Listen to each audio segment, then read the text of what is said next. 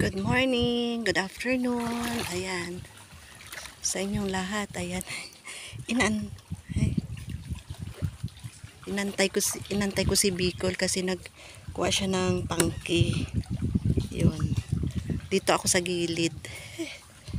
Antayin natin guys siya ha. Ayan o. Ayun. Siya nagkuha kasi parang marami pang isda. Ayun. Yung dalawang sako lang guys yung nakuha namin na buhangin doon na puti. Kaya bukas ipa-vlog ko na naman yun sa inyo. Kung ano ang gagawin namin doon sa ating sa balon. Ayan. Next vlog naman natin ulit yan guys. Ayan. Yan. Tingnan mo ang ganda dito guys talaga. Nakaganito na ako guys. Oh. Kasi mainit na siya. Kanina hindi pa masyado balot na balot tayo doon sa dagat. Ayun. Ay nako, sarap lugar dito. Yan mga viewers natin dyan. Ayan, oh, relax talaga.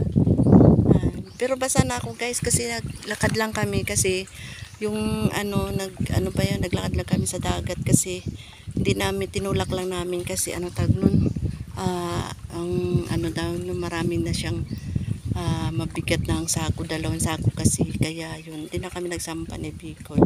Kaya antay natin doon siya, nagpupot pa siya. Dito sa tabi tayo ng ilog. Ayan o. Ayan o. Ayan.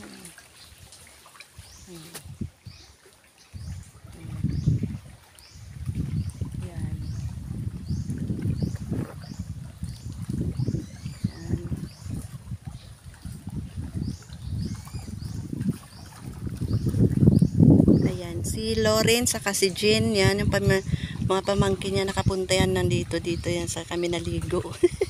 Yan. Si Lauren hindi pa naka-experience kasi ng nung bangka kasi si tito niya anong time kasi noon busy yan kasi tawag sa pagod siya kaya hindi na napunta doon sa may dagat. Ayan, sa sunod na lang nila magbakasyon ulit. Saka hindi kami pala guys nagkita doon sa beach na yung pinuntahan, iba palang sa kabila silang beach, kaya hindi na kami nagtuloy doon kasi sobrang alo na.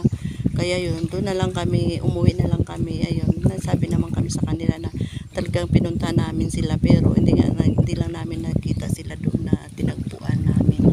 Kaya yun, kaya yan, dito na ako guys. Ako dito sa pataob na siya guys, pataob na. Kaya, nandun na yung bahay nila. Nandun sa taas lang guys ang bahay nila. Siguro mga ilang hakbang, mula dito hanggang doon, ilang hakbang natin para doon papunta doon sa bahay. Pero dito parang dito mas maganda din tumambay kasi nakaka-relax dito. Kaya yun. Kaya tingnan mo guys oh. Diba? Tapos bumili kami pa rin ni Bicol ng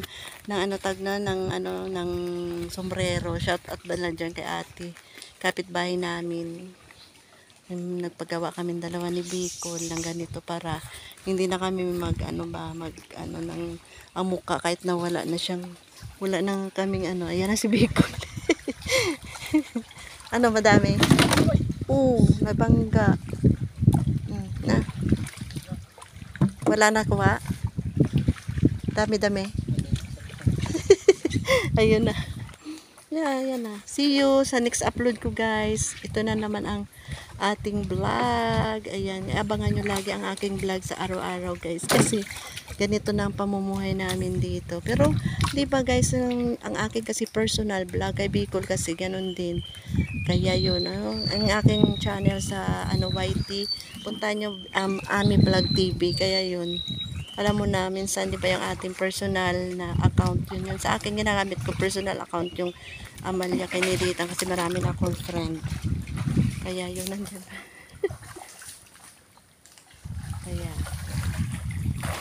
Kaya kasi na siya ang bangka doon. Pinalakihan niya kasi guys.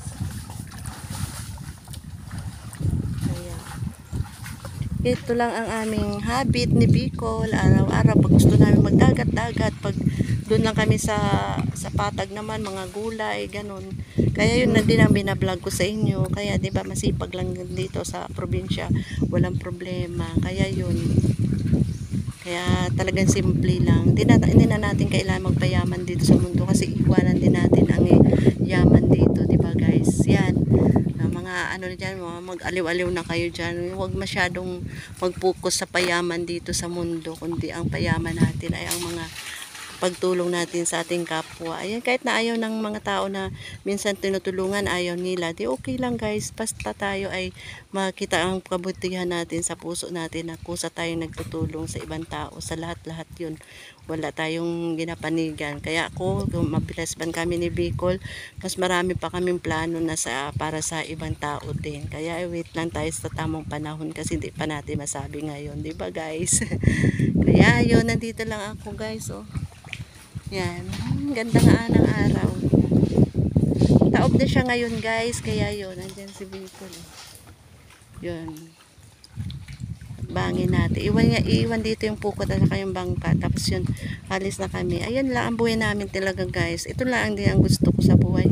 Wala na kami mahiling pa sa Diyos. Talagang good health lang lagi. Yun ang atin. Kasi buhay natin tatagal tayo dito sa mundo kung talagang nag-iingat lang tayo. Kaya yun.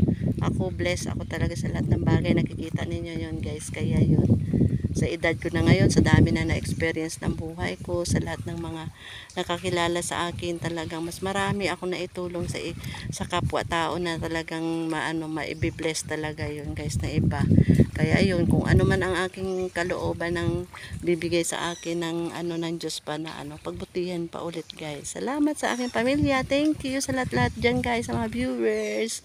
Salamat, see you next upload ko guys. Bye bye.